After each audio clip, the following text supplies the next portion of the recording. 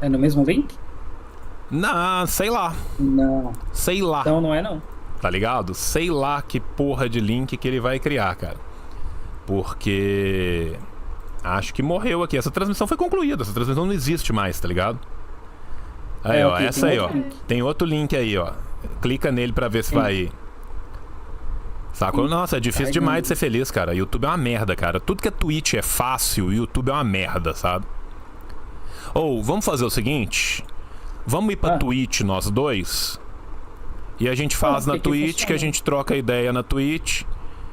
Aqui foi? Parece que tem gente indo. Tá rodando, tio? Porque, ô mano, puta que pariu, o YouTube é ruim demais de serviço, cara.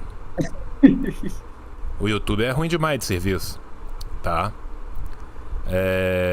O pessoal tá falando que tá indo, né? Nayara aqui não foi pra ela nem a mira de facada. Pra Pra mim mim, aqui, pra mim não carregou ainda não. tem gente que tá dizendo que tá funcionando, tá vendo? Olha que beleza. Cara, é um negócio bom, né? Você vê que é um programa bem feito, um Doido, negócio né? bacana, né? É porque aparentemente tem duas transmissões ao mesmo tempo rolando. Ô, bicho, é um showzinho de horrores Eu queria saber onde é o que essas pessoas YouTube, estão vendo cara. a gente, porque pra mim aqui não. Você conhece o famoso Nem Eu Sei Bicho? Nem eu sei. Sabe? É, Que nem eu sei rolê é mesmo. esse, Kleber? Nem eu sei, bicho. Sabe? Não, É, e o mais doido é que assim, se eu for lá no meu, onde eu, no canal nos canais que eu tô inscritos, na miniatura aparece 150 pessoas assistindo, aparece a gente, mas quando eu clico não aparece a live. Não, é isso, velho. Tem mó galera conversando, tem 200 pessoas já assistindo, sacou? A galera está Tem. conversando entre si, sabe? Eu não tenho a menor ideia Ok, de onde isso está, mas que tá transmitindo peraí. em algum lugar, está, cara. Tem Sabe? um. Esse eu te mandei o link ali. Tá rolando, tá rolando, tá rolando. Foda-se, tá rolando, tá rolando. Mano, olha que insanidade, né, cara? O bagulho caiu e voltou um segundo depois e tá rolando e parece que seu som tá rolando, então deu certo. De alguma maneira Deu certo. incerta e não sabida, né? Deu certo. Eu quero agradecer o Nitro que já mandou aqui R$ 2 falando usando a grana do Google pra dizer que o YouTube é ruim, né? E é mesmo, tá? Se isso aqui tivesse acontecendo na China, numa plataforma Ah, séria, não. nada disso teria acontecido. Na primeira coisa que a gente tivesse marcado, tinha feito, não tinha fechado, não tinha dado problema.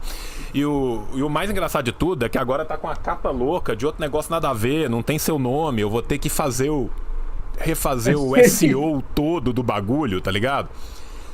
E eu não consigo fazer isso ao vivo. Consigo, olha que beleza, consigo. Calma aí que eu vou mudar aqui, cara.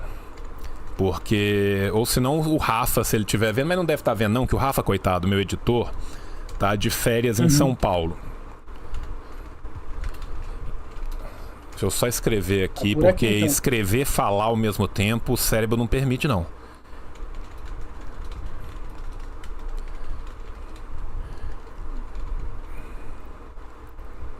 Aí, olha que coisa linda. Agora eu consegui atualizar o título.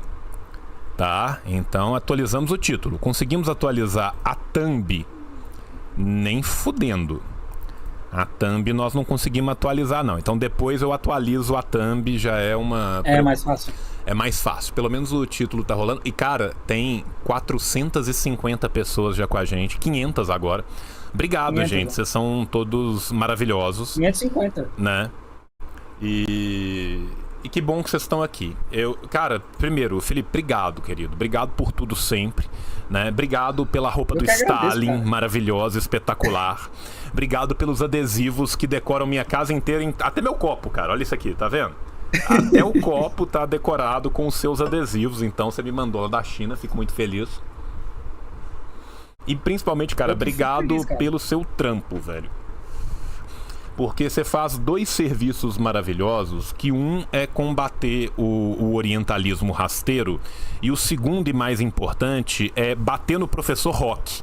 E eu acho esse segundo ainda mais importante do que o primeiro, sabe? Então assim, Ai, cara. eu sou eternamente grato ao seu serviço de combate ao professor Rock, que tem uma capacidade infinda de falar platitudes bizarras, né? Ou uma geografia meio ali na Alemanha, no comecinho do século XX, né? Que é difícil também. Mas então, cara, pra quem não te conhece, pra quem ainda não tá assinando seu canal, depois vai estar tudo na descrição, tava tudo na descrição antes, né? Mas o YouTube não permitiu, né? Conta pro povo quem que você é, cara. Porque assim, todo mundo que tá aqui te conhece, velho. Todo mundo no Brasil te ama, né? Você é o trabalhador chinês mais famoso do Brasil. Eu sou o cara da China. Você é literalmente o cara da China. Então... Mas se alguém ainda não conhecer o cara da China, conta pro povo quem que você é. Cara, primeiro de tudo, cara, eu que agradeço pra caramba porque eu te enchi o saco pra gente fazer essa live. E eu agradeço, inclusive, as indicações de livro, cara, que eu tô tentando finalizar aquele do Harpal, que é sobre o socialismo da China, cara. Que livro pesado pra caramba, ainda mais em inglês. É pesado, é pesado. E, cara, eu fico feliz, cara, de ajudar e bater no rock de vez em quando. Ontem o Vilela até tentou cavar uma treta com a gente lá, né? Porque a galera começou a perguntar muita coisa no chat sobre o rock, e aí o Vilela tentou cavar uma treta lá com o rock. Mas ele espalha muita desinformação, né? E eu sou um brasileiro, um montador de máquina de lavar, como eu digo. Eu trabalho numa fábrica de máquina de lavar roupa no sul da China. Eu moro já há 4 anos. Na Ásia, de modo geral, há 7, que eu morava em Hong Kong antes. Eu não sou montador mesmo, né? Eu sou diretor de engenharia industrial dessa fábrica, que é uma empresa europeia. E eu comecei a ler muito sobre China quando eu morava em Hong Kong. Eu li e ouvia o pessoal falar sobre a Guerra do Ópio, sobre como que foi a colonização lá perto. E um chinês um dia me falou que a Rainha Vitória era a maior traficante de droga da história. Deu, como assim? Foi aquele momento que veio um ponto de interrogação na minha cabeça. Mas como assim, cara? Aí eu comecei a ler, estudar mais, estudar e não para mais, né, cara? Eu comprei agora, acho que uns 10 livros para levar daqui do Brasil. Em vez de comida, feijão, linguiça e queijo, eu tô levando livro. Não para, cara. O cara não para mais. Não porque, para, assim, cara. É um depois que descortina na frente do seu olho, depois que você descobre tudo Não, que não, o povo passou também, né, cara? Depois que você descobre o que é o século da vergonha, depois que você vê o como o pau cantou ali daquele lado do mundo, né? E você vê que é uma história muito mais próxima da nossa, né, cara? Curiosidade minha que trabalho com imigrantes. Como que você foi parar em Hong Kong? A minha ex-esposa foi contratada por uma empresa, ela é design de produto, e ela foi trabalhar lá, e a gente foi trabalhar junto. A gente era casado e tal. E aí eu arrumei um trampo em Shenzhen na época, e fiquei trabalhando lá por uns 6 meses, mas era muito trampo ir pra Shenzhen todo dia, voltar pra Hong Kong. E aí eu consegui um trampo em Hong Kong, e nesse meio do caminho a gente separou. Hong Kong é uma cidade muito boa pra morar, pra quem ganha muito dinheiro, e muito dinheiro é coisa de, sei lá, $15.000 por mês. Mais ou menos, 12, 15 mil. E quem trabalha com seguro, né, advogado, no mercado financeiro. Eu trabalhava com fábrica, eu tinha um contrato de local, então meu contrato era muito baixo. Um amigo em Hong Kong falou, cara, a fábrica do mundo é aqui, vem pra China que tu vai arrumar trampo melhor, aqui tem mais espaço, a comida é melhor, vambora. E aí eu fui, né? Cara, fez ser muito bem, né? Porque eu imagino que em Hong Kong, né, vive muito bem, vírgula, né? Vive maravilhosamente bem, pagando $8.000 de aluguel para um lugar de 30 metros quadrados, quando muito. Então, eu pagava R$10.000 em 25 metros quadrados. É isso. É isso, cara. Esse é o padrão, cara. E assim... Cara, é muito irônico a gente pensar, né? Hong Kong e Luanda, cara. Luanda é outra cidade que o aluguel é absurdo. Luanda... Singapura, Hong Kong, tem umas cidades pelo mundo que a gente não tem nem noção, velho, que tem o aluguel tão absurdo, né?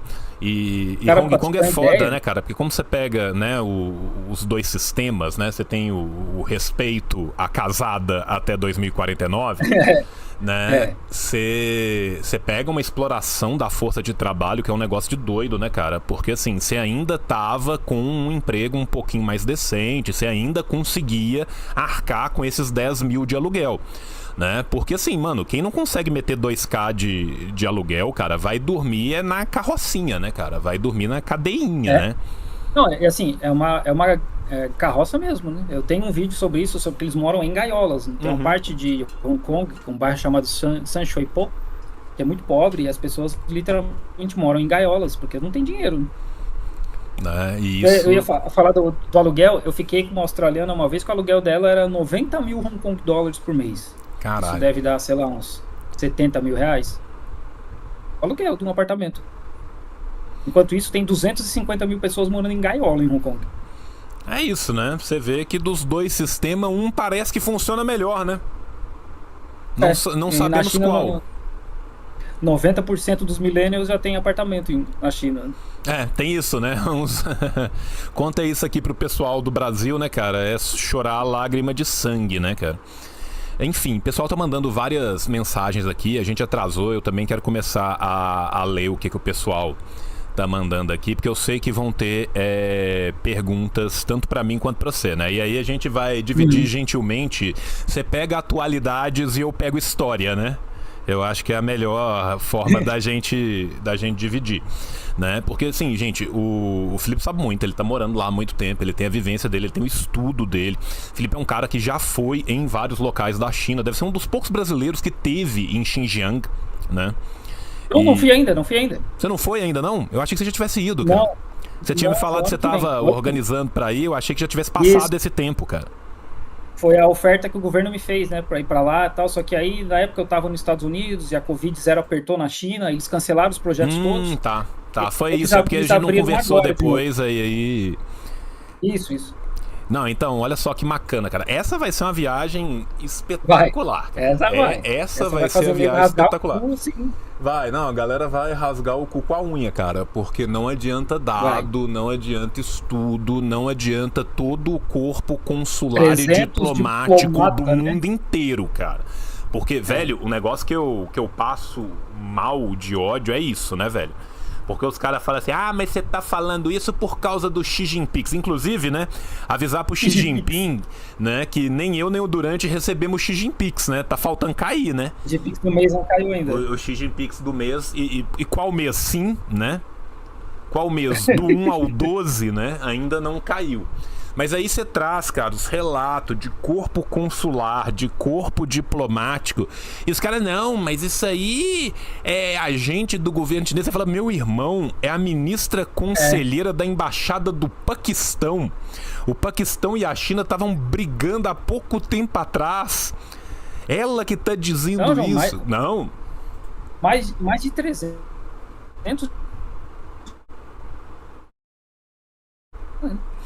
Né? Não, simplesmente não adianta, né? Então agradecer aqui o Beck. Sim. Fala, filho. Não, é porque deu uma picada aqui no áudio. Eu acho que é do Discord. Eu acho que a ligação do Discord que deu uma quebrada no... O áudio dele quebrou pra vocês, gente? Lagou, né? É o lag. Deu um lag aqui. Não, deu um lagzinho aqui, mas tá voltando. Meu áudio travou? Voltou. É porque deu lag. Uns 300 diplomatas de país muçulmano foram em Xinjiang, né? Não foi orelha seca que nem eu, né? Não é a pessoa comum, né? Não, e os caras foram numa missão pra ver se tinha alguma merda ou não, sacou? Os caras não foram lá porque eles acham, né, lindo passear, né? Os caras foram numa missão pra ver se tava rolando alguma merda ou não, mas Deus proíba, né? Enfim, né? Pessoal aqui lá no começo da live ainda mandando um estatiza o YouTube que melhora, o Cruzeirense Vegano, valeu. O Thales Bastê com a pergunta importantíssima, né? Você está entrevistando o Felipe Durante, vai entrevistar o Felipe antes e o Felipe depois? Né? Ih, o Felipe caiu? Acho que o Felipe caiu aqui. Hoje tá hard, né? Acho que o Felipe caiu aqui, gente. Deixa eu só esperar. Não tá usando nada de internet aí. Agora voltou. Agora voltou. Ô, professor Rock, não faz isso com a gente, né? Sacanagem, né, cara? A BIM tá marcando em cima, né, cara? Por isso que tem que estatizar o YouTube. Na hora que estatizar o YouTube, tudo melhora, né? Voltei. O Daniel Braga tá fazendo uma pergunta que essa dá pra nós dois falarmos bem aqui, cara. que ele está perguntando aqui. Gostaria de saber como a China não entrou no processo de financiarização da economia e manteve suas cadeias produtivas, ao contrário dos Estados Unidos. Você que trabalha direto com uma cadeia produtiva, né, por mais que seja pouco, você tem isso numa noção de dia a dia, né? Eu posso falar da parte econômica mais dura disso, né? E você quer começar falando da sua experiência com as cadeias produtivas na China, ou você quer que eu comece falando da parte teórica e você fala depois? Não, tu que sabe, você pode começar falando. Daniel, a primeira coisa que a gente tem que entender que é o seguinte, né? Por mais que eu acredite, né, que tenha sido um erro brutal, né, do Deng, a guinada à direita da Revolução Chinesa, né, nem tudo é política de terra arrasada. O fato de se haver um grande erro político não significa que necessariamente ocorreram, por conseguinte, todos os erros econômicos possíveis e imagináveis. Não tivemos.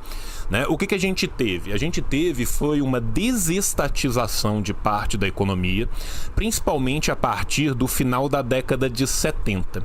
Boa parte das pessoas que eram, vamos colocar ali de nível médio na China na década de 60 e 70, que foram aquelas que entraram dentro das cooperativas, né? Elas foram catapultadas a se tornarem os novos ricos da industrialização chinesa a partir do final da década de 70 e 80 em diante. Tanto que boa parte dos milionários chineses de hoje, as fortunas deles são construídas nesse período, né? No período do Tang, que é o período que você vai ter essa industrialização, né, mais corrida. O que acontece? Acontece que no começo, por não ter uma intensividade de tecnologia, o que a China fez? A China foi o galpão do mundo, né? A China se colocou aberta para receber essas cadeias produtivas do capitalismo global dentro da China, né? E no começo o que a China fazia era essa montagem, essa coisa com mais baixa tecnologia, mas ela sempre fez da seguinte forma. Primeiro, não pode ter capital especulativo, você tem um buffer de capital especulativo com o sistema bancário controlado pelo Estado dentro do próprio Estado da China. Segundo, quem organiza os investimentos, né, é o próprio partido, por meio, né, de seus diversos comissariados. Terceiro, quando essas empresas são nacionais ou são nacionalizadas ou têm uma contraparte nacional ou fazem parte de uma holding, você tem gente do partido dentro também que vai ajudar nessa situação. Com isso, o que você teve? Ao longo do tempo, você teve, né, uma grande aporte de tecnologias, enquanto a China também tentava desenvolver isso, né, desenvolvendo seu sistema educacional, apesar de ter pedido a tigela de ferro. Né? Você pergunta para um velho da China o que era tigela de ferro, ele sente muita saudade. Ele não gosta da tigela de barro, né? Então, sim, a tigela de barro é o quê? Você tem educação? Tem, mas você paga. Você tem saúde? Tem, mas você paga. Você tem imóvel? Tem, mas você paga. Né? Isso tudo foi jogado no setor privado, nessa grande mudança de abertura que foi concatenada, né, a partir do período do Tang. E isso, aos poucos, vem sendo refreado e vem sendo mudado com uma ascensão daquilo que hoje é uma linha esquerda do partido dentro do partido, né? O Xi Jinping é a linha esquerda do Partido Comunista da China hoje? É. Comparando com o que foi o período do Mao, o Xi Jinping é linha esquerda? Não. Entende? Então a gente tem que entender isso e entender isso na sua duração para entender, né? Ou seja, a China, ela conseguiu evitar que na sua economia tivesse rentier, tivesse rentista.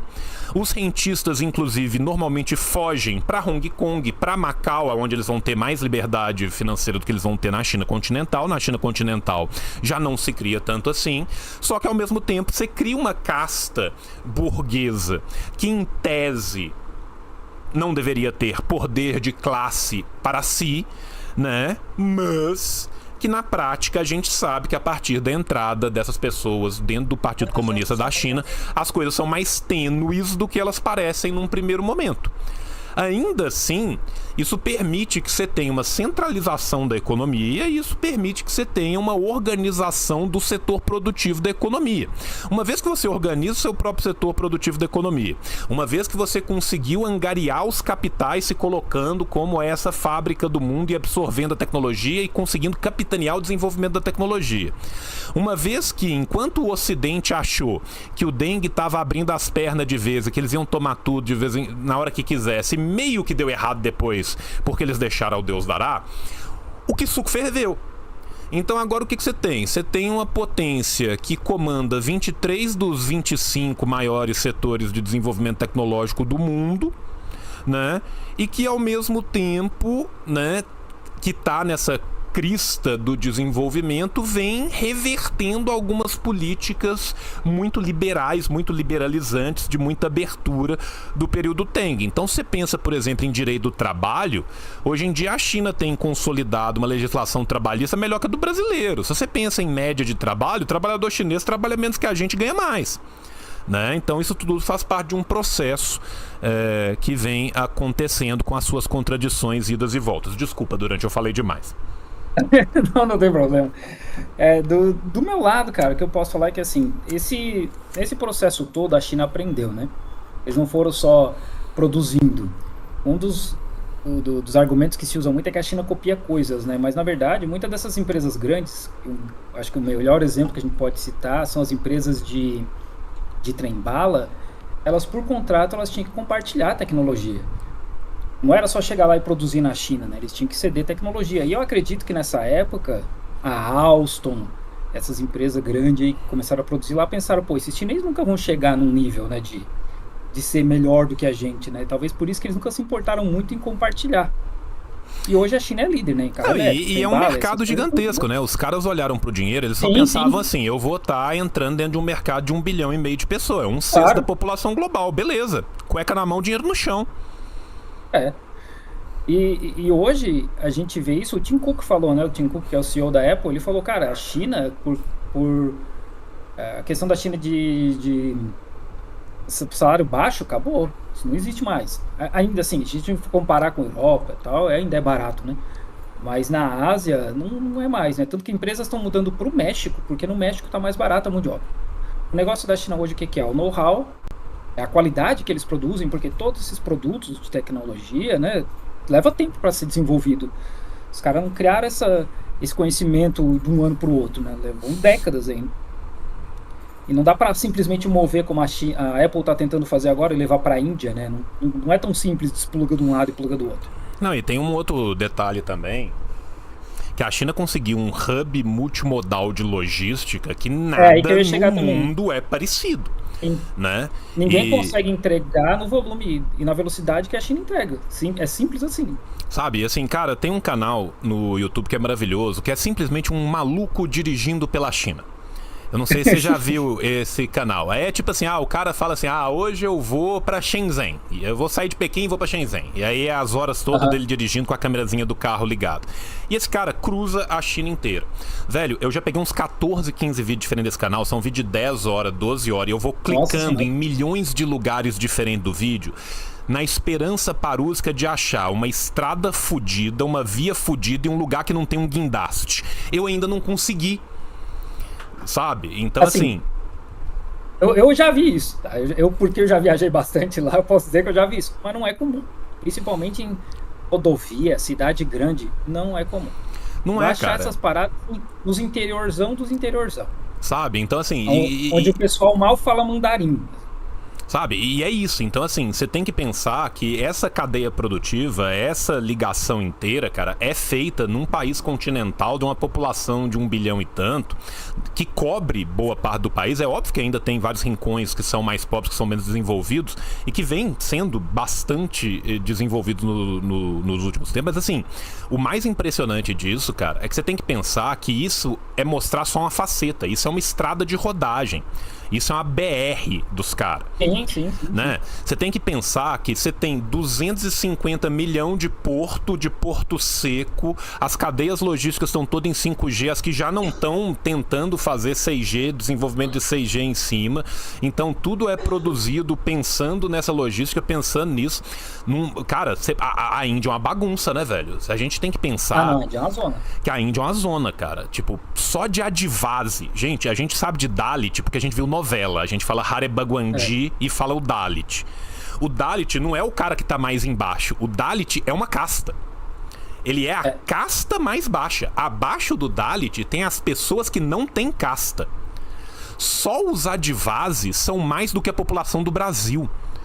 Então, assim, você tem uma floresta gigantesca no meio do país, Dandakaranya, que é lotada de Adivasi. Só ali tem 220 milhões de pessoas que estão abaixo do que os Dalits estão. O desenvolvimento na Índia, ele é completamente diferente, ele é completamente louco. Ele tem locais que parece estar indo pro futuro e tem locais que parece estar indo pro passado. Né? E você não tem uma cadeia de integração na Índia que você vai fazer. Então, assim, você virar e falar assim, porra, lindo, maravilhoso, vou mudar pra lá. Meu irmão, não é só isso, não. A Índia é complicado, sabe, mesmo. parte da sua produção vai ser levada no lombo, em jegue, em tuk-tuk. O bagulho muda muito, sabe? Então, as coisas não são tão simples assim, né? Vou ir caminhando aqui, porque a gente tá com um rio de perguntas que eu sequer sei se humanamente nós conseguiremos, né, respondê-las todas Deixa depois. eu só adicionar um negócio Fala, desse cara. da logística, que todas as cidades acima de 500 mil habitantes já tem trem-bala, né? Todas. A minha cidade é uma cidade pequena, de 4,5 milhões de habitantes, e tem 5 estações de trem. Absurdo, assim, absurdo. Né? E assim, né, só vamos lembrar que quando a Califórnia e a China começaram a construir juntas os seus trem-balas, né? Em Xangai, né? Não, o absurdo. Não, isso é do metrô.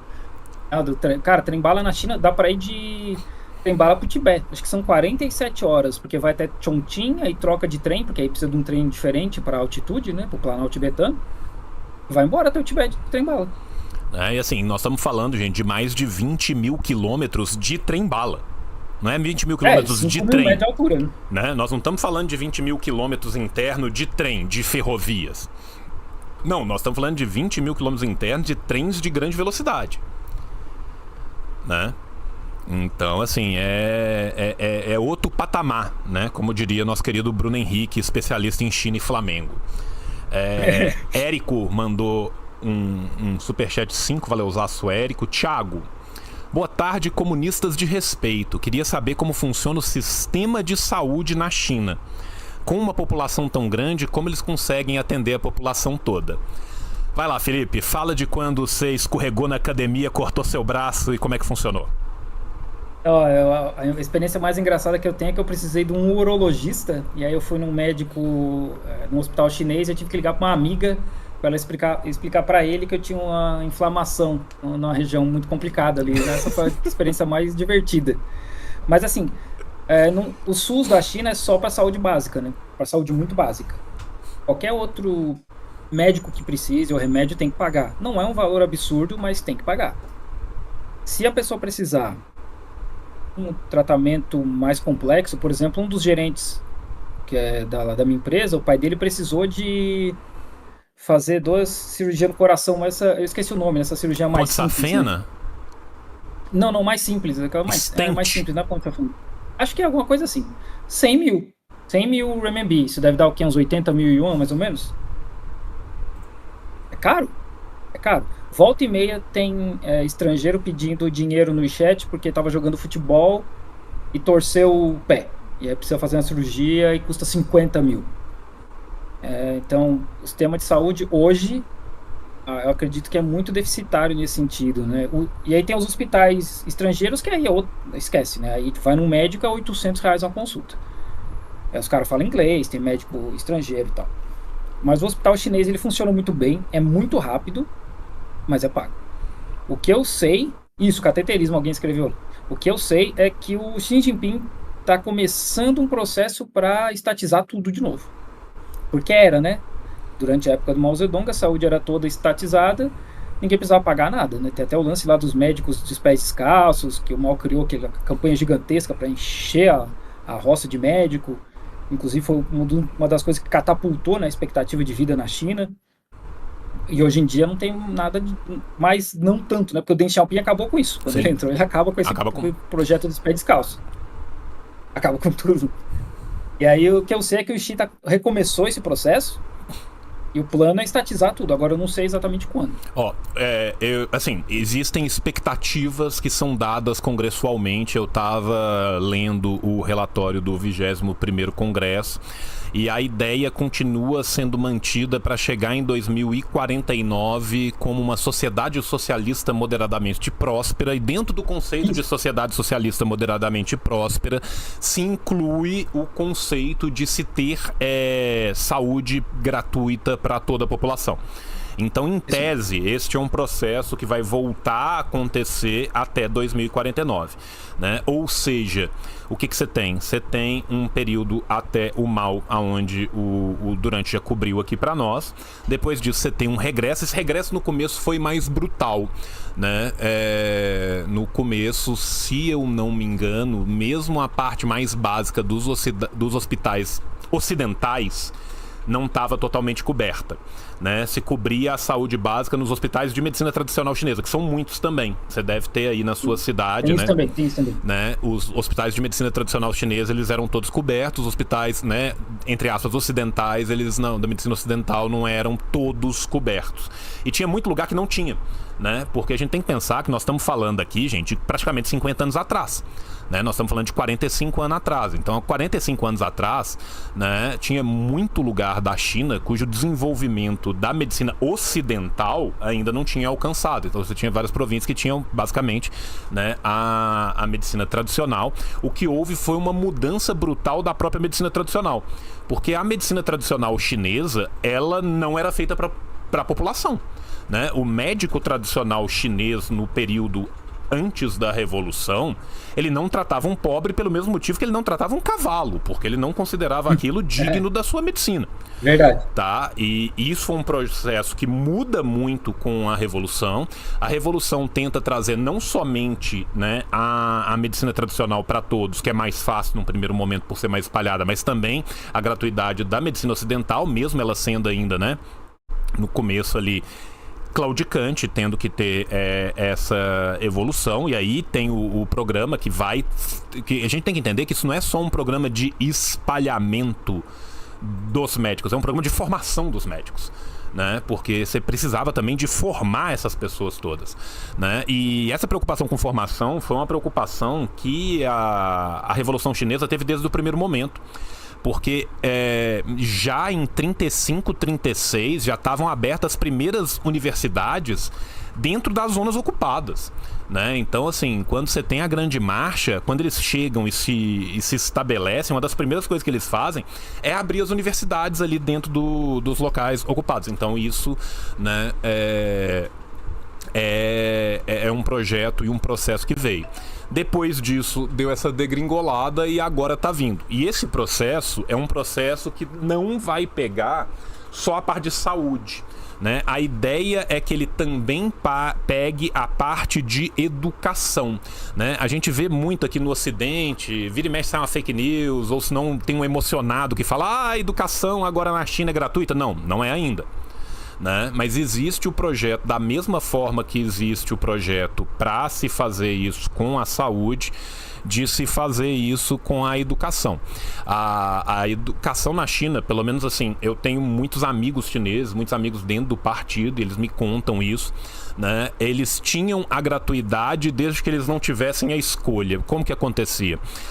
Às vezes o cara no primeiro ou no segundo grau, numa província, no interior, em Hunan, por exemplo, ele demonstrava que ele tinha uma boa aptidão para caligrafia, para o mandarim, e se porventura tivesse qualquer contato com literatura ou língua estrangeira, para aquilo. Aí a galera virava para ele e falava assim: olha, você quer ter uma universidade? Você quer estudar? Você vai para Pequim, você vai para o Centro de Formação de Línguas Estrangeiras, você vai ser especialista em romeno, você vai ser especialista em espanhol, você vai ser especialista em português. E aquela pessoa falava, porra, eu vou ter uma carreira, vou ter uma condição de fazer tal, vou. Até porque a gente tem que lembrar também que durante o período do Tang, até muito pouco tempo atrás, a migração intrafronteiriça do povo chinês era mais complexa, né? Porque você tinha você tinha uma ideia de que você tinha que manter o povo, né, com uma densidade demográfica tal em certos lugares, que você não podia simplesmente arcar com um êxodo rural gigantesco. Você não podia arcar com o preço de todo mundo sair correndo para cidades ao mesmo tempo, apesar de todo mundo ter saído correndo para cidades ao mesmo tempo, né? Então isso era, pelo menos em tese, um tanto quanto dificultado, e às vezes a educação servia nesse sentido. Sérgio Augusto mandou aqui pra mim, João, você é o melhor garoto propaganda da Build Your Dreams, porque eu fico falando que eu queria ter o carro da GWM ou da Build of Dreams, que os carros são do futuro, joga coisa... Bicho, tem tipo uns bagulho virtual que fica na frente do carro e você vê, sabe? O carro tem holograma, porra. Quem tem holograma é Star Trek, velho. Essa porra é do futuro. Meu sonho agora é ter um carro desses que ele tá falando. Ele perguntou, Felipe, se você comprar um carro desse na China, você dirige ele até Curitiba pra eu comprar de você? É pior que assim, eu fui pra Moscou 4 semanas atrás, e a gente achou um casal de chinês que tava dirigindo de Chongqing até lá. Caralho. É longe, cara. É longe. Eu nem sei o caminho que eles fizeram, se eles cruzaram os Urais, se eles vieram pelo Afeganistão ali, não sei. Mas é longe. Só um negócio sobre a educação. A educação na China são 9 anos gratuitos, né? Hoje. A creche paga e a universidade paga. O resto é de graça. É isso, né? Então você vê que a universidade ainda paga, né? Então, assim... Paga. Só que... Não é um valor nível Estados Unidos, né? Que é um absurdo de caro, mas paga. Mesmo assim, as universidades top da China, né? Elas são pagáveis, digamos assim. Né? Aí é que entra isso, né? O partido tinha essa campanha que diminuiu muito, mas que às vezes ainda há, de quando há uma necessidade, que eles acham que há uma necessidade de expandir, eles pagam a universidade para a pessoa, desde que a pessoa decida no que eles estão pagando. Tem isso também. Tá, porque isso existe. E assim, gente, quando eu estive em Pequim, né, a gente tinha toda uma equipe de tradutores, porque era uma bilateral gigantesca, tinha 20 ministérios brasileiros lá, tinha 300 brasileiros andando pra cima e pra baixo, então tinha que ter tradutor em tudo. E você tinha os tradutores das gerações que se formaram, sei lá, em 90, 80, os senhorizinhos mais velhos que foram nesse esquema, e você tinha os tradutores mais novos. Dos tradutores mais novos, todos os que eram do partido foram nesse esquema. Foram no esquema de o partido chamou ele, falou, quer entrar no partido e ganhar a faculdade? Falaram, quero, eu venho da província fodida, eu quero pra caralho. Os tradutores que não eram do partido eram, não, eu gosto de português, meu pai tem, sei lá, uma indústriazinha de água mineral e eu gostava de português, e eu falei, quero estudar português, e fui. Então você tem, né, essas pessoas convivendo ali. Agnes mandou 5 pra nós, muito obrigado, Agnes. Daniel, ouvi que o Gaokao pode ser tentado apenas uma vez. É verdade? Você sabe se é possível um estrangeiro ingressar em uma universidade pelo Gaokao? Não, o Gaokao pode ser tentado quantas vezes quiser, só que os pais normalmente eles entendem que não vai ficar mais fácil. E assim, se tu tirou uma pontuação esse ano, e aí tu vai tentar tirar uma pontuação melhor ano que vem, se tu tirar uma pontuação pior, equivale à do ano corrente. A do ano passado já morreu. Então quer dizer que talvez tu vai ter que tentar de novo no próximo ano para tentar uma pontuação maior, né? Fora o estresse que porque é muito estressante. Lembrando, né, gente, que o Gaokao é o Enem da China, né? Só para quem não sabe o que é Gaokao, né? É o vestibular mais concorrido do mundo, né? Então, normalmente as pessoas tentam uma vez só porque é muito estressante. Só que a pontuação, ela delimita para qual universidade que eles podem ir, né? Então, isso é um problema. E sobre o Gaokao, se estrangeiro pode fazer, eu acredito que pode. Porque, assim, tem muita criança na China, né? E aí elas têm que entrar na universidade de alguma forma. Eu não sei se tem alguma cota para estrangeiro, mas eu acredito que as crianças têm que passar pelo mesmo processo. Cara, essa é uma curiosidade que eu nunca tive, mas eu Vou ter que depois vou... perguntar isso aí. Sabe pra quem que eu vou perguntar isso, cara? Eu vou perguntar isso pro Gurhan. Não sei se você conhece o Gurhan. Quem ele tá em Hangzhou? Isso, ele é gente boa pra caralho, cara. E como ele tá fazendo doutorado, né? E ele já fez mestrado aí, ele vai ter contato pelo menos com as pessoas que vão saber responder isso. Então depois eu vou encaminhar essa pergunta pra ele, Daniel. E aí numa live, quando eu puder, eu tento, tá? O Gui Schroer mandou aqui: por vezes me comunico com chineses por questões acadêmicas. Fico quieto em relação à política sempre. Estaria fazendo certo? Eu acho que o chinês é tão de... nós tivemos opiniões diferentes. Você mora lá, eu só tive passeando. Então eu vou confiar na sua. Pro chinês provavelmente não tem problema. Mas é que a internet da China é realmente muito monitorada, né? Então é melhor evitar esse tipo de qualquer comentário que possa ser entendido como alguma coisa negativa. Por exemplo, pessoas quando vão dar aula lá, estrangeiros, desculpa, quando vão dar aula lá, eles são recomendados a não falar sobre os 3T, né? Taiwan, Tibete e Tiananmen, por exemplo. E mesmo que a pessoa tenha uma opinião que seja positiva a respeito disso, né? Que convirja com a opinião chinesa, eles são recomendados a não falar sobre isso, que é para evitar qualquer tipo de problema. Então, assim, eu tomaria cuidado, dependendo do assunto, o que pode ser interpretado, né? Eu tomaria cuidado. E eu vou falar com você uma coisa que foi a minha impressão de quem teve ao vivo, conversando com eles ao vivo. Ao vivo é outros 500, são outros 500. Ah, não, ao vivo, eu falei no Vilela porque ontem, assim, né? Na internet é uma coisa, agora ao vivo, cara, você conversa com os caras falam Sim. tudo, rasga a letra, Qualquer não tem coisa. nada. Eu não tive, assim, ninguém com quem eu não conversasse, muito antes, pelo contrário. As poucas pessoas que eu não iniciava esse tipo de assunto, elas iniciavam comigo. Eu não sei se você, como estrangeiro, também teve isso, né? Às vezes o cara vinha trocar ideia comigo e me perguntar do Brasil, me perguntar do Ocidente, e aí a gente começava a conversar de política a partir da pessoa e não deu começando com a pessoa. Como eu comentei com o Vilela ontem, né? Eu trabalho com 10 membros do Partido Comunista. Eu almoço com os caras todo dia. E a gente fala sobre qualquer coisa. É só na internet mesmo, tem que ter um pouco mais de cuidado, porque, como eu falei, a interpretação é complicada. Por exemplo, eu já postei vídeo meu sobre a questão de Taiwan, e eu acho que Taiwan tem que voltar para a China, né? Isso não é, para mim, não é questão aberta, até porque o mundo inteiro já reconhece isso. E o vídeo foi derrubado. Por mais que fosse... a favor, né? Assim, a favor, concordando com a visão chinesa. Então, só tomar cuidado, né? Porque não dá pra saber como é que eles vão entender. Vocês têm ideia? Eu já mandei aquela imagem do cara do tanque no WeChat, não chegou pra outra pessoa. Uhum. Simplesmente não chegou. Então tem que tomar um pouco de cuidado. Não, eu tomei eu tomei um gancho no WeChat. Porque... Qual foi seu mau comportamento? Por que você perdeu seus créditos sociais? O ano passado teve muito protesto ali para acabar com a Covid-0. Sim. E aí eu postei um vídeo, mas assim, eu só tava informando com uns amigos sobre uma parada que estava acontecendo em Xangai. Eu tenho amigos em Xangai. E aí o WeChat entendeu que aquilo era errado e me deu um gancho de uma semana que eu não podia postar em grupo nenhum. Não recebi atualização de grupo nenhum, inclusive de trabalho. E foi isso aí. Mas eu já conheço gente que perdeu conta. Nossa, não era nada assim. E perder conta de WeChat é uma merda na China, né? Porque você basicamente usa ele pra tudo, né?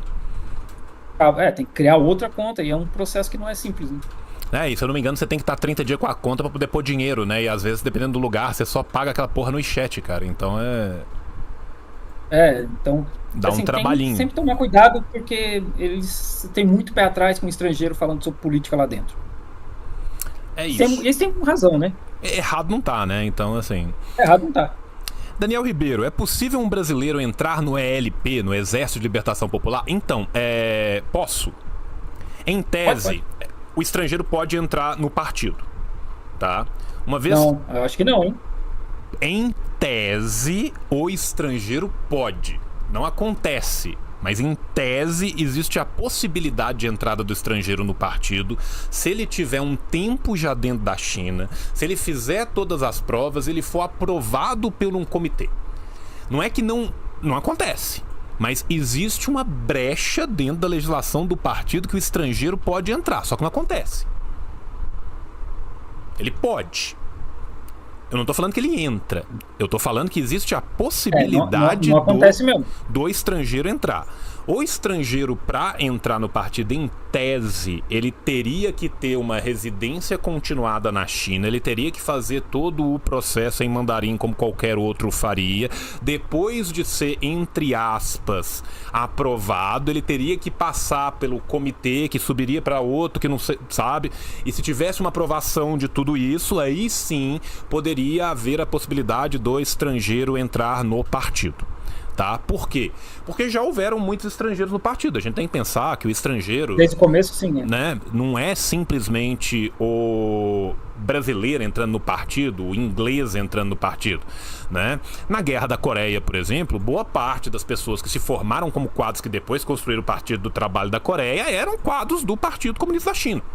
Né? Então, assim, já tivemos muitas pessoas de outros locais que tiveram. Então, existe, entre aspas, uma possibilidade.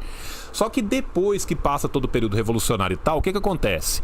Deixa de ter esses momentos onde a gente tem toda uma ligação das lutas anticoloniais que justificam aquilo que tá ali e tal, e passa a ser muito mais vezes o espião querendo entrar para saber de qual é por dentro. Né? Então, de fato, ultimamente... não sei nem se tem algum atualmente, mas existe dentro dos mecanismos do partido uma forma de entrada, né? Só que essa forma de entrada, a última instância dela é alguém lá em cima falar ok, entendeu? Então, assim, é isso. Por isso que ele tá perguntando, é possível um brasileiro entrar no Exército de Libertação Popular? Cara, não sei. Né? Sinceramente, não sei. Eu acredito que até, como falou, pode até acontecer, mas deve ser uma parada muito, muito rara. Uma parada muito, muito rara. Então, por exemplo, assim, uma situação que talvez possa acontecer que vai entrar disso. Uma pessoa que nasce, cujos pais é um brasileiro que se radicou na China e viveu a vida inteira na China, casou com a chinesa e tem um filho. Aí este filho é um cidadão brasileiro e chinês. Não pode. Não pode? Isso não pode. Não pode ter dupla cidadania na China. Não, mas pode ter dupla cidadania. Quando ele pode ter dupla cidadania brasileira, porque a cidadania brasileira dele é originária, ele pode pedir depois. É isso que eu tô te falando. Dá pra ter. Ele opta pela cidadania chinesa. Não, ele opta pela cidadania chinesa. Tá? Olha só. Exemplo maluco. Ele optou pela cidadania chinesa, porque ele é obrigado a optar quando ele nasce. Ele ou opta por uma ou opta por outra, certo? Optou pela cidadania chinesa. Quando ele faz 18 anos de idade, ele pode optar pela cidadania brasileira. Se ele não comunica ao governo da China que ele está pegando a sua cidadania, que também é originária, ele se torna binacional brasileiro e chinês. Se esse homem serve, era um brasileiro dentro do negócio. Você entende? Mas é só nessas exceções das exceções das exceções, ou se alguém entrasse no partido por meio dessa outra exceção, que não acontece desde que tem espionagem. Entende o que eu tô te falando? Sim. Tá? Porque, assim, os caras viciados em diplomacia, burocracia diplomática aqui. Desculpa, gente. É porque eu sou o burocrata da diplomacia. Então, assim, vocês estão perguntando se acontece. Não, vocês perguntaram, é possível? A diferença da pergunta, é possível? Possível, em última instância, talvez seja. Vai acontecer? Não. Qual é o maior desafio social ou político interno da China atualmente? Pergunta o Xerxes. Putz, eu não tenho conhecimento desse tipo de resposta. Cara, eu acho assim que o desafio social mais difícil que a China vai ter, ela não vai ter agora, ela vai ter nas próximas décadas, quando o sistema de dois, né? Não tem plano pra isso, né? Não tem. Não tem. Não tem. Tanto que os caras do partido acham que Hong Kong vai continuar assim pra sempre. Eu acho que, assim, agora pensando bem, eu posso dar duas ideias aqui. Um é a queda populacional. A China já tá falando de privatizar a previdência, né, que hoje não é privada. Abrir pra previdência privada, porque a população tá caindo bastante. O outro eu esqueci que eu ia falar alguma coisa que eu esqueci. Mas eu acho que isso vai ser um problema grande para a China no futuro. Eu acho que tem um desafio, esse é um desafio social muito grande. Eu acho que outro desafio político que a gente pode pensar que é muito grande é a reversão das reformas para caminhar para o socialismo moderadamente próspero. Também. Porque... Quem que vai ser quem que vai pegar o lugar do Xi depois? Ninguém sabe. Não, sim, e outra coisa, né? Normalmente, depois que o sujeito fica rico e com poder, você virar pra ele e falar, então, nós estamos pegando isso aqui de volta, ele não reage tão bem, né? Existe uma tendência do milionário a não reagir tão bem de ter o seu privilégio tirado. Sim. Né? Então, sei lá, acho que talvez esse. João Gabriel virou membro aqui. Desculpa, pode falar, querido. Não, eu sei que o governo começou já com os projetos aí para incentivar as pessoas a terem mais filhos, mas é muito difícil ainda. Acho que vai levar um tempo para começar a querer reverter isso aí, cara. Porque por mais que a média de carga horária ainda seja baixa, seja menor que a do brasileiro, cara, as fábricas na China é tudo 12 horas. Assim, começou um movimento agora para começar a ter turnos de 8 horas. Mas de modo geral, a fábrica na China é 12 horas por dia. Como é que o cara vai pensar em ter filho, né? Trabalhar 6 dias por semana, 12 horas por dia, é pesado pra caramba. É muito complicado. Né? O Danilo Vasquez perguntou se eu já ouvi falar de niilismo comunista. Não, pra mim niilismo comunista é igual ancapismo monárquico, sabe? Essas coisas que só existem na internet e nem deveria existir. Tá? O Duarte tá aqui de sacanagem contigo, tá? Ele falou, quando descobrirem que o Felipe, na real, produz as centrífugas de urânio pro PCCH, vixe. Diria, né? Ia ser bom, né? Ia ser bom, que aí depois ele trazia a tecnologia pra gente. Tio, é correto dizer que a China é uma ditadura do proletariado ou isso mudou com a guinada direita que a China sofreu? Abraços. Meu irmão, aqui a gente discute 732 horas... E não chega numa conclusão. E não chega numa conclusão, tá? O que eu acho que é correto dizer? Na minha opinião, como estudioso do assunto, como alguém que vem estudando China há um tempo para um caralho, eu acho que a gente não pode jogar fora o bebê com a água do banho. Né? Essa ideia de que a China é um país capitalista como qualquer outro país capitalista qualquer, ela não aguenta 2 minutos de trocação com os fatos mais rasteiros sobre como a China opera, sobre como a China funciona. Apesar disso, desde que o revisionismo se instaurou no Partido Comunista Chinês a partir do Deng, mas puta que pariu, meu irmão, como se perdeu. Né? Se perderam muitas conquistas, né? Para mim a principal delas é principalmente, né, aquilo que era chamado de a tigela de ferro, que não é simplesmente uma coisa individual, né? Mas é uma visão também coletiva sobre como vai se dar a construção dos meios que tornam essa tigela possível.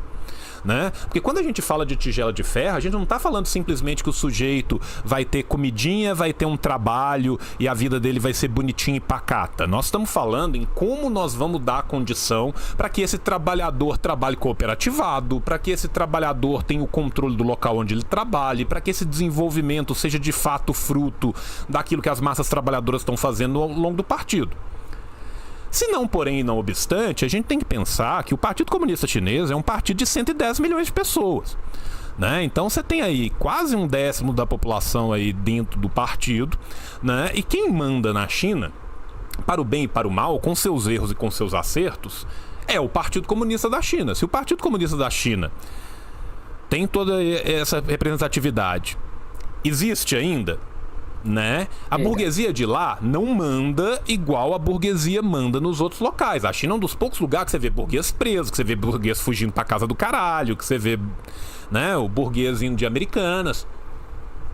Mas ainda assim, é um local onde o número de bilionários cresce. É um local onde não existe mais o controle social das forças produtivas, na sua esmagadora maioria. Então, é difuso. É difuso. João, você como maoísta, o que você tem de dizer sobre o revisionismo chinês? Eu sou contra, né, gente? É óbvio que eu sou contra. Se eu tivesse lá, eu não teria feito, Hua Guofeng, que você tinha uma única missão e você falhou miseravelmente nela. Sabe, o Hua Guofeng é o cara que foi criado pelo Mao, que tinha uma única missão e ele falhou miseravelmente nela e aí a gente viu o que deu. Agora, eu não acho que a gente pode também jogar tudo fora e falar que tudo acabou e fazer uma política de terra arrasada. As coisas são muito mais cinzas e muito menos preto e brancas nesse caso. Né? Eu acho que ainda tem disputa. Eu acho que a disputa, depois de caminhar décadas para a direita, voltou um pouquinho na direção da esquerda. né? Mas é óbvio que ainda não voltou o quanto eu gostaria no meu coraçãozinho. Agora, é muito fácil pra mim falar isso com um afastamento histórico, sendo um brasileiro que estuda a China de longe. E você? Eu trabalho com um cara do partido que a família dele era de mandarim. Eles tinham vários membros mandarins, então eles tinham muito dinheiro antes da Revolução. E aí a Revolução acontece e o partido toma, né, todos os bens. Eles tinham farmácia, tinham um monte de coisa, eles tinham muito dinheiro. E aí a gente tava conversando um dia, ele falou assim: eu entendo porque isso foi feito, eu entendo porque o partido tomou, né, as posses da minha família, mas como que pode ter Jack Ma hoje? Né? Como que tem Pony Ma, que eu acho que ele é mais rico que Jack Ma, né? Como que pode isso, né? Por que a minha família não pode ter dinheiro, mas o Jack Ma pode? É uma contradição muito pesada, né? É uma contradição muito pesada, né? E é isso, então assim, mas por enquanto tem bambu tem flecha, né? Então, enquanto não tem uma derrocada total, eu acho que ainda existe possibilidade de disputa, né? Perguntaram aqui, calma aí, porque mandaram mais um tanto de pergunta de uma vez, e aí eu me perdi no meio das perguntas, que é pergunta pra caralho. Caralho, é muita pergunta, velho, desculpa. Você vai ficar aqui até você voltar pra China. Você vai voltar pra China respondendo isso aqui. Não, tô brincando, gente. Alguém perguntou do Pony Ma. Pony Ma é um cara da Tencent, que é o cara do chat, né? Deixa eu ver aqui. Felipe Mendes perguntou... Desculpa, pode falar, querido. Não, é outro bilionário no partido também. Né? E se os bilionários estão no partido, como que eles não são uma classe para si? Né? Complexo. O que vocês acham do, entre aspas, imperialismo chinês na África?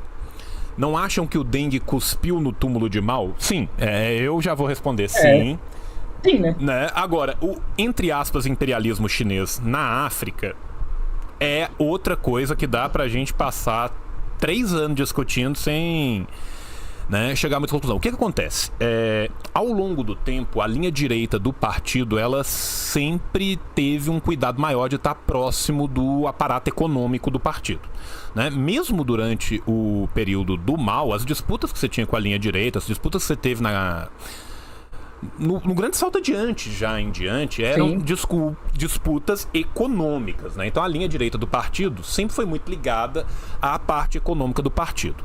Com o tempo e com a internacionalização da economia chinesa, aí sim é que a linha direita do partido abriu seus dentinhos e foi direto para a parte econômica e principalmente para a parte de relações internacionais.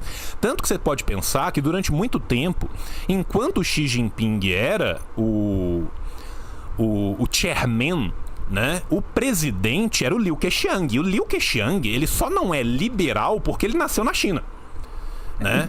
Se o Liu Keqiang tivesse nascido em Bruxelas, todos falariam do Liu Keqiang como um grande liberal, né? O que acontece? A legislação interna chinesa diz que você não pode fazer um tratado internacional que desrespeite às leis chinesas e às leis locais.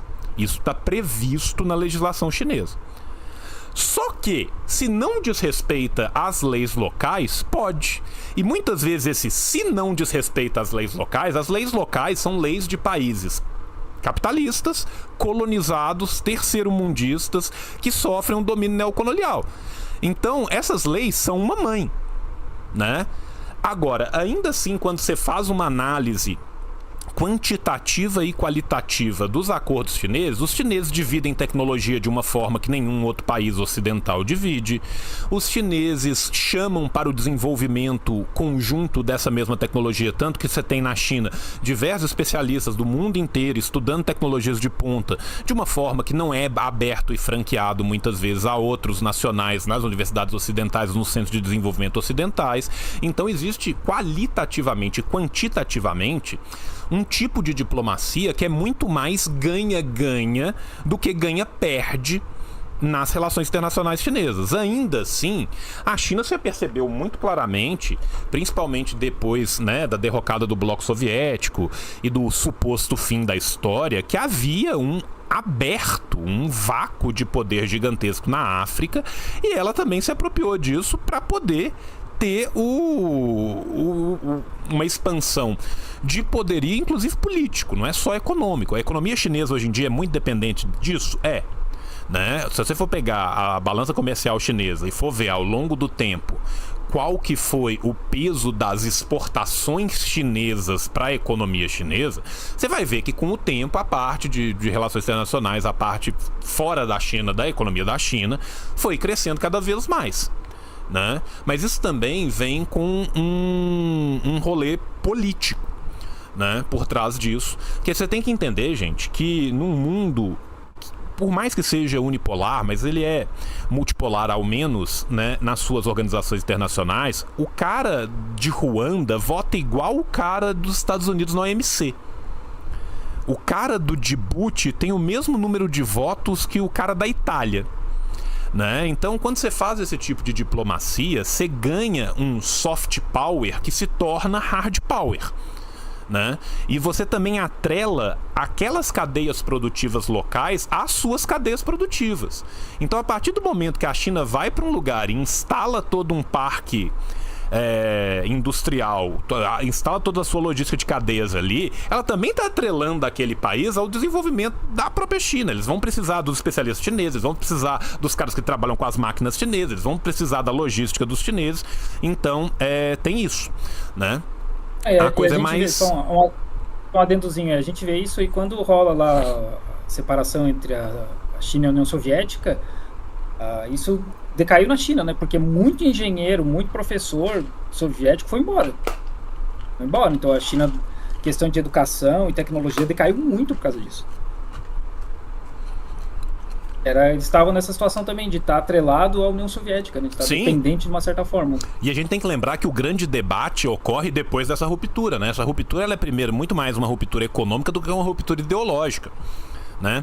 A China não vai fazer a denúncia do revisionismo khrushchevita com a mesma velocidade que o Rodia e a Albânia fizeram. A gente tem que dar os caras o que é dos caras. Depois sim, depois você vai ter o grande debate, você vai ter toda uma literatura sobre isso, uma discussão muito grande dentro do partido, que vai durar anos, que vai levar a uma ruptura também ideológica, né? Então, assim, e a China aprende com as coisas, viu, gente? Você tem uma coisa que a China não é boba, tá?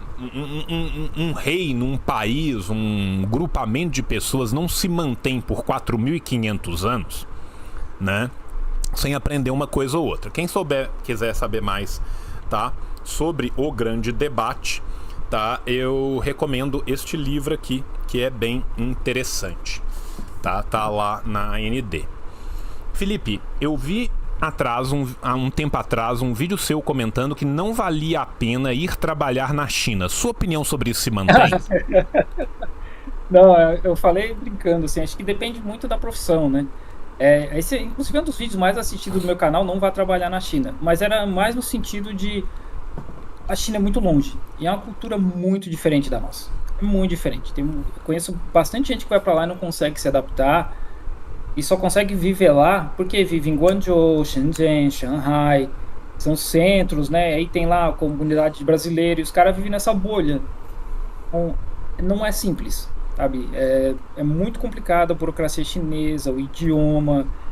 Não é simples mesmo, assim. Ainda vale a pena para quem tem uma especialização, que é o meu caso, né? Eu trabalho em fábricas, eu trabalho há muito tempo, né? Eu tenho uma pós em engenharia de produção, então ainda vale, a China paga muito bem e tal, mas era mais no sentido de, é longe, gente, é longe, e é muito diferente mesmo, tem que estar com a cabeça muito aberta para alimentação, para a forma como eles conversam, para a forma como eles se comunicam, para a forma como eles trabalham.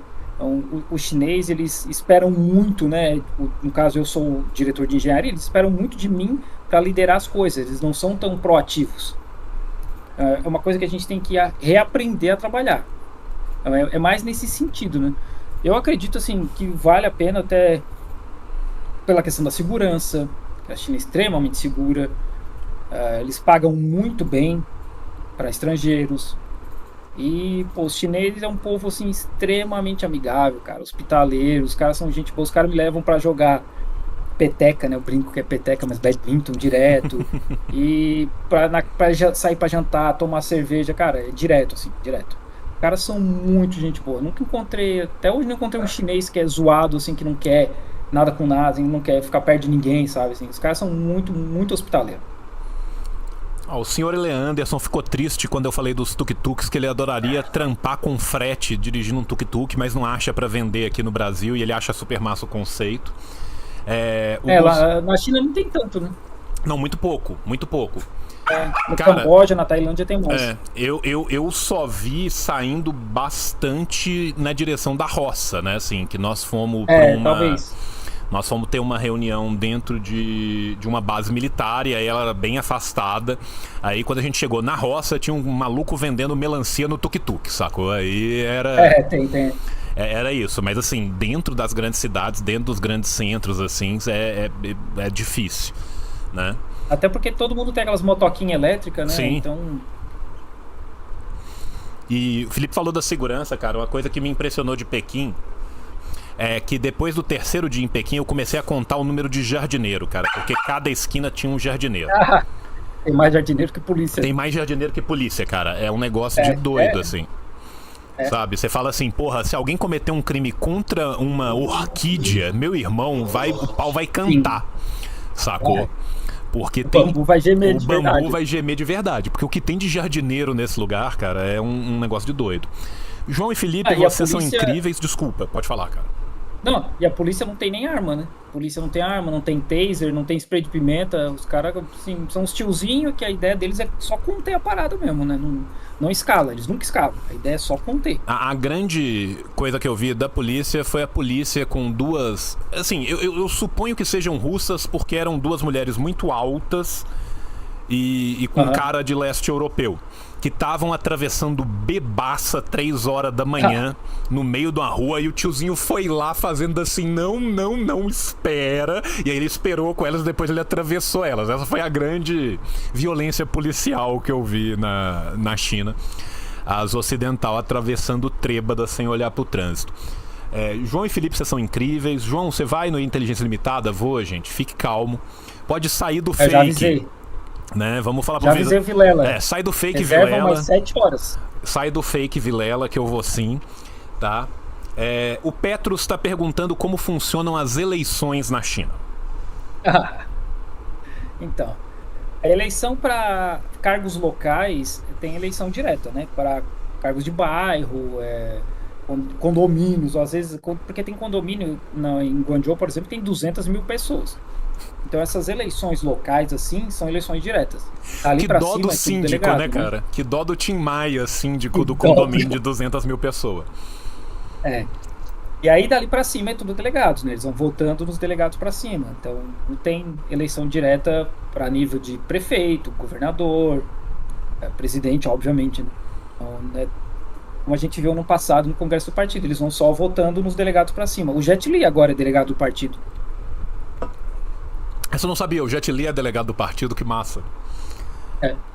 Sobre a União Soviética e a China, José Barreto perguntando, as mortes por fome começam apenas após a Revolução? Não. De onde vêm os números que os liberais apresentam? É assim, ó. Do cu. Não, sabe que é uma coisa que eu descobri? Que aquele cara que fez o livro lá sobre a grande fome do mal, sempre esqueço o nome dele. Ele diz que morreu 43 milhões de pessoas porque ele conta gente que não nasceu. Ele dá aula em Hong Kong. Eu não entendo como que ele continua dando aula em Hong Kong. Sabe, e assim, gente, existem dados reais de fome por ano antes e depois da Revolução? Existem. Eu tenho um vídeo aqui no meu canal, cara, que chama Mal Matou Melões. Nesse vídeo... Eu literalmente vou apresentando os dados. Tem dado de fome, tem dado de nascimento, tem dado de morte. Gente, esses dados são abertos, sabe? Assim, é fácil de achar. Como é a relação com o Vietnã na visão dos chineses, população e governo? Como são tratadas as diferenças entre o PCCH e o PCV?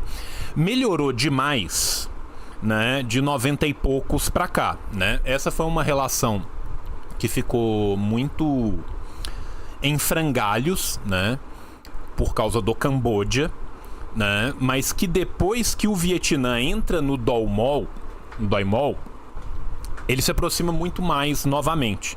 É a mesma coisa que aconteceu durante um tempo também com o partido na Mongólia, né? Depois que o Partido Comunista da Mongólia cai, há um estremecimento de relações diplomáticas, né, do Partido Comunista Chinês com o Partido Comunista da Mongólia, que eram relações extremamente abertas e que voltaram nos últimos anos. Você quer completar alguma coisa, Felipe? Eu não sei nada disso aí. Sinceramente, eu não sei nada da relação entre China e Vietnã. Eu sei que agora os Estados Unidos está tentando se aproximar do Vietnã porque eles querem fazer um círculo ali, né? Sim. Em volta da China. Né? Enemy Down mandou 5 aí pra nós, valeu. André Briani, camaradas, uma dúvida. Sou parte do sindicato dos bancários de Chapecó, que hoje é um sindicato pelego. Eu e outro camarada gostaríamos de lutar por ele, mas as reuniões são fechadas e nunca tem assembleia como agir na base. Porra, um sindicato cujas reuniões são fechadas e nunca tem assembleia é tudo menos um sindicato. Menos um sindicato. Né? Como agir na base, cara? Não deve ser só vocês que estão putos de não ter assembleia e de das reuniões serem fechadas, né? Eu acho que vocês têm que piquetar o sindicato de vocês, cara. Sabe? Vai ter reunião, vocês descobriram que vai ter, vai 50. Empurrar a porta é difícil. 50 empurrar uma porta já fica mais fácil. Né? Tem que ter gritaria e dedo no cu, meu irmão. Vou ser muito sincero com você, mas é isso. Você tem que, à medida que vocês forem conversando no seu próprio trabalho, né, esse tipo de assunto vai surgir, né? Esse tipo de assunto vai surgir, né? E à medida que o assunto for surgindo, dá pra vocês irem tendo, né, tateando um pouco quem que dá pra falar, quem que não dá pra falar, mas tem que ter pressão também, cara. Ana Beatriz. Oi, tio João. Oi, Felipe. O quão fiel é a comida chinesa do Brasil em relação à legítima comida tradicional chinesa? Os chineses são simpáticos com você? Essa segunda você já respondeu. Já. Oi, Ana. Então, eu não comi comida chinesa aqui, até para não me decepcionar muito, mas eu sei que a minha região lá, onde eu moro, que é Xiamen, que é uma cidade próxima de Guangzhou, é uma cidade que exportou muita mão de obra. Até para a Primeira Guerra Mundial eles mandaram 140 mil pessoas daquela região para a Europa, né, para trabalhar no esforço de guerra. Então eu sei que muito de comida chinesa que se come fora da China hoje vem de lá. Agora, quão real é a comida chinesa aqui do Brasil, dos Estados Unidos, eu não faço ideia. Por exemplo, o Vilela me perguntou, yakisoba come na China? São, até porque é japonês, né? Mas frango xadrez, eu nunca vi, por exemplo. Já me falaram que tem uma versão já chinesa de lá, né? Mas com certeza é num sabor diferente, porque os temperos da China são diferentes, né? A China tem uma infinidade, né? A cozinha chinesa é um troço absurdo. A cozinha do sul é bem diferente de Hunan, que é um outro nível de pimenta, que Chongqing é outro nível de pimenta, e Shanghai é mais agridoce. Então é muito diferente, né? A gente tem que lembrar que a China é maior que o Brasil. Então a culinária chinesa é muito diversa, né? E assim, é isso, né, cara? É a mesma coisa você pensar um restaurante de comida brasileira no exterior e aí você chega achando que você vai comer comida mineira e tem só comida paraense. Você entende? Aí, o restaurante brasileiro de Guangzhou tem mais peixe do que carne, por exemplo. A churrascaria. É isso, né? Então, tem essas adaptações. Enemy Down falou, tio, você viu sobre o VAT? Vi sim. Movimento Vida Além do Trabalho. Consegui chegar até administrador, tá lotado de marxistas, pode ser um movimento de vanguarda. Veja ele, acho muito importante. Pra quem não sabe, gente, é a ideia de acabar com o 6x1, né? Das pessoas que trabalham 6 dias por semana e descansam somente um dia, né? Vários comerciários, pessoal de marketing, telemarketing, enfim, né? Tem várias categorias que trabalham nesse esquema, que é um esquema que tira a vida da pessoa, né? Não é à toa que o movimento chama Vida Além do Trabalho. Não é à toa que o próprio Felipe falou que é muito difícil pensar em ter filho trabalhando 6 dias por semana, 12 horas por dia, né? Então esse é um movimento muito importante que a gente precisa de ocupá-lo e fortalecê-lo. Érico. Felipe, como é a relação dos chineses com os estrangeiros que vivem lá? Como eles recebem o que vem da cultura ocidental? A relação dos chineses com os estrangeiros a gente já falou, né? Eles são muito gentis e tal, o Felipe se sente muito bem lá. Essa parte da cultura ocidental, como que é essa recepção do que é ocidental dentro da China na sua vivência? Só um adendo dessa situação da gente como a gente é tratado lá a gente não é imigrante, né? Por exemplo, quem já foi para os Estados Unidos, é esse sentimento de que a gente é latino, a gente não é branco. Por mais que aqui no Brasil eu seja branco, nos Estados Unidos eu não sou, né? Eu sou latino. E aí vem todo o preconceito que traz com isso, né? E na China não, a China todo mundo é tratado como um expatriado, a pessoa que foi lá para trabalhar, para conviver lá e ajudar o país a crescer. Então, o chinês não enxerga a gente como uma pessoa menor, como é na Europa e nos Estados Unidos. E tem, assim, cultura ocidental lá, tem pouca, não tem muita coisa, né? Chega um pouco de filme, porque o cinema tem uma cota de 34 filmes por ano. Séries, chegam se o pessoal baixar, se cair do caminhão, porque não tem Netflix, não tem HBO, não tem nada disso lá, né? E então, assim, o chinês médio não tem muito acesso a isso. Eles consomem o que é produzido na própria China, ou o que vem da Coreia, ou às vezes o que vem do Japão. Mas ocidental mesmo aqui, Estados Unidos, Europa, pouca coisa chega lá. Quando chega é só nos centrões mesmo, né? Que tem ali 26 milhões de pessoas em Xangai, mas é só 26, não é? O grosso da China mesmo é fora dos centrões. Então não tem, acredito que não tem um consumo muito grande, talvez de músicas, porque eu sei que o Kill Music, ele toca ele sem muita música estrangeira, mas de cinema, séries, assim, não chega muita coisa por lá. E livros mesmo também não chega tanto. Felipe, o Alexandre está te perguntando se você conhece um canal chamado Serpentza. Ah, sim, Serpente aí conheço, cara. Esse cara era um. Ele foi morar na China, no que eles chamam de a era de ouro dos estrangeiros na China. Porque qualquer um que fosse branco chegava na China e ganhava uma grana absurda. Só precisava ser branco. E esse cara, ele é um sul-africano branco. Ele chegou lá na China, pelo fato dele ser nativo de inglês, ele, né, fala inglês, Uhum. a língua materna dele, ele conseguia ganhar muito dinheiro dando aula para criança pequena, aula em creche, né, primário, essas coisas assim. E é só isso que o cara fez. Ele morou na China uns 10 anos, eu acho. E o pessoal lá fala que já era muito babaca na China, né? Já se achava pra caramba. Porque eles têm aquele espírito de eu sou superior, né? Eu sou superior, eu tô aqui. Por mais que eu seja um cego que não tem uma graduação, tô dando aula de inglês porque eu nasci falando inglês, eu sou superior a vocês. E aí esse cara, ele saiu da China um tempo atrás e a vida dele hoje é fazer vídeo contra a China. É só isso. Ele e o amigo dele, que é o canal é Lawai86. Lawai é estrangeiro, né, em chinês. Esses dois caras, a vida deles é só fazer vídeo negativo contra a China. E esse cara, por exemplo, do Serpentier, ele falou já que ele teve que sair da África do Sul por causa do racismo contra brancos. Ele teve que fugir de lá. Não tem que falar mais Porque tava nada, muito né? perigoso. Aham. Bom, esse é o nível do cara. E aí na China ele falou coisa desse tipo também, que tinha muito racismo, que ele tinha que sair de lá, sabe? Esse cara, o parceiro dele, o Lawai, ele disse que fugiu da China, porque o governo estava querendo prender ele, e o cara literalmente cruzou a fronteira de Shenzhen para Hong Kong. E aí eu fiz um react e eu falei, como assim, cara? Eu tava fugindo, a China queria te prender e te deixaram passar na imigração? Como assim? Eles são os caras que falam que o governo controla tudo, vê tudo, é o grande irmão, e ao mesmo tempo comeram essa bola de deixar o cara sair pela imigração. Então, são dois haters. A função dos caras é só fazer vídeo contra a China porque dá muito dinheiro. O canal dos caras tem 1 milhão de seguidores. Eles têm acho que mais uns 2 canais. Eles vendem os produtos, fazem merchan. Então é isso aí, é negócio. Se eu falasse mal da China, meu canal tinha, sei lá, 500 mil também. Mas É o isso. negócio é que a vida dos caras é só falar mal.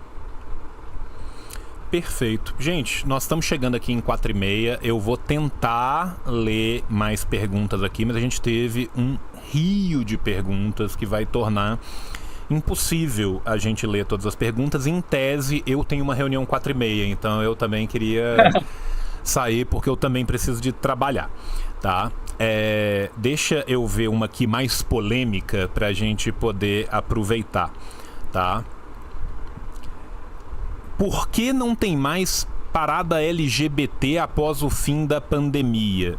Né? E tem mais gente que também perguntou sobre as questões LGBTQIA+, dentro da China. Acho que pode ser uma coisa que você pode falar da sua vivência lá e eu talvez possa pincelar alguma coisa.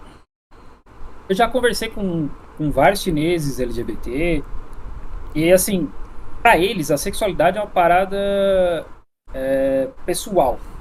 não deveria estar na rua. Sabe? Eles entendem que, inclusive, essas campanhas LGBT, etc., parada, isso é uma coisa ocidental. Eles veem isso como um movimento ocidental. Então, para eles, a pessoa é gay, beleza, mas não precisa ficar fazendo uma parada LGBT na rua para provar isso. Essa é a forma como eles veem. O governo, eles têm uma política dos 3 nãos, que é o não incentive, não apoie e o terceiro eu sempre esqueço. Porque a Constituição chinesa diz que casamento é só entre homem e mulher. Então, oficialmente, eles fingem que não existe. E eu ouvi isso de um chinês gay. Que ele me falou, o governo quer fingir que a gente não existe. Então, é por isso que não tem, né? Assim, transexual é extremamente, muito melhor, mais aceito. E eu até acho interessante isso, né? Tem uma transexual que é muito famosa na televisão chinesa. Tem um centro para transição de crianças em Shanghai, por exemplo, que é estatal. Mas o restante não é, assim, não é uma coisa que eles queiram discutir. Tem muita gente que fala a mesma ideia de o meu filho vai ver isso e vai se tornar gay. Isso vai influenciar as crianças. É uma sociedade ainda muito conservadora. A gente tem que lembrar que os caras do partido são tudo um senhor de 60, 70 anos. Né? O Xi Jinping, o pai dele, era um dos membros lá, quase um membro fundador do Partido Comunista. Então, vai levar um tempo ainda para mudar essas gerações, essas discussões começarem na China, acredito eu. Cara, 2 perguntas pra gente terminar, e aí eu agradeço demais a todo mundo que mandou pra gente, tá? A partir delas, fica o agradecimento a todos e desculpa por a gente não poder continuar, porque eu também tenho um compromisso que eu já vou sair atrasado pra gente conseguir responder esse. A primeira é o do Felipe Mendes, que eu achei interessante. O chinês médio é religioso? Há drogas na China? Não, não é. E a maconha, por exemplo, está no mesmo nível da cocaína e da heroína. Então, o filho do Jack Chan foi preso fumando maconha. O Jack Chan, né, que o cara é basicamente o embaixador do Partido Comunista no mundo. Então, não pode. Tem uma maconha nativa na China que é bem fraca e as pessoas podem fumar e fazer chá porque não dá nada. Mas droga não pode nem na China. E religião, eles, assim, a boa parte da população segue as religiões tradicionais chinesas, que não são budismo nem confucionismo, são religiões mais locais, mas ninguém conversa sobre isso, não é como é no Brasil, né, que é uma coisa exacerbada. Né? E uma outra pergunta que eu achei interessante é: existem muitos estrangeiros negros trabalhando na China? Você tem colegas negros? Como eles relatam essas relações de trabalho na China? Cara, na minha cidade, eu acho que tem um cara de Gana e um cara da África do Sul. Eles não trabalham comigo. Eu sei que eles estão lá porque a minha cidade, apesar de ter 4 milhões de habitantes, tem 100 e poucos estrangeiros só, né? Em Guangzhou tem uma comunidade africana muito grande e eles sofrem um tipo de racismo que é um pouco diferente porque a maioria dos chineses nunca viu um negro na vida. Nunca viu. Então não é uma coisa agressiva como é aqui. As pessoas não são agredidas na rua, é mais uma ignorância de nunca ter visto. Eu sei que existe, né? Eles mesmos já me falaram, mas pessoas, negros que já moraram em outros países, principalmente nos Estados Unidos, eles relatam que na China é muito mais tranquilo, muito mais seguro, e os próprios chineses, quando começam a conversar com eles, eles entendem, porque é a questão da ignorância mesmo. Tá, ó, o Miguel da Silva disse que ano que vem ele visita a China, que é um presente de aniversário que ele tá dando pra ele mesmo, e que se você não tomar um Tsingtao com ele, o bambu vai gemer. Qingdao. Qingdao. Ele já tá te É o avisando nome da província, aqui. né? Não, ele falou, ou tomamos uma Tsingtao, eu não sei se é uma bebida. Qingdao é a cerveja, né? Porque tá. era a província lá que os alemães tomaram. Por isso que tem cerveja de Qingdao. Ah, tá, ok. Te agradeço que você me elucidou na minha ignorância aqui. E estão pedindo pra você fazer um vídeo quando você puder, que você puder viajar, pra você ir em Macau, que as pessoas têm muita curiosidade de saber, né? Eu gravei, eu só não editei e não postei ainda, porque eu fui pra Macau em julho.